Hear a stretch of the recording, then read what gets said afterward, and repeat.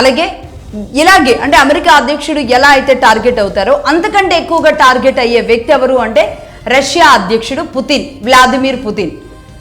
Putin కూడా అలాగే ఉంటుంది. ఆయన మీద బయోవార్ చేయొచ్చు, ఆయన తాగే టీ కాఫీలో ఏదైనా కలిపివ్వచ్చు.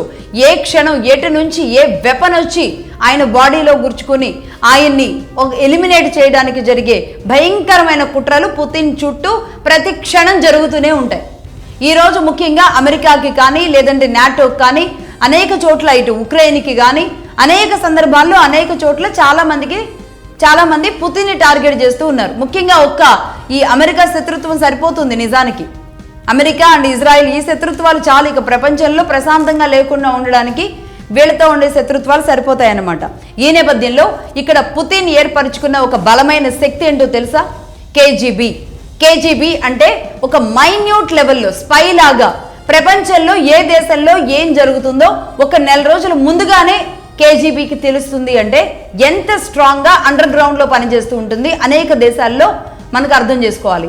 ముఖ్యంగా వీళ్ళు వాళ్ళ ఇంటెలిజెన్స్ విభాగం అన్నమాట. కేజీబీ అనేది రష్యన్ ఇంటెలిజెన్స్ విభాగం. అది తన ఫ్రెండ్లీ దేశాలుగా ఉన్న దేశాలకు కూడా అంటే భారతదేశం లాంటి దేశాలకు కూడా కేజీబీ నుంచి ఇన్ఫర్మేషన్ తీసుకుంటూ ఉంటారు. ఏం జరిగినా సరే వాళ్ళకు కూడా ఇన్ఫర్మేషన్ ఇస్తూ ఉంటారు. ఫ్రెండ్లీ దేశాలతో కేజీబీ ఈ ఇన్ఫర్మేషన్ కూడా షేర్ చేసుకుంటూ ఉంటుంది.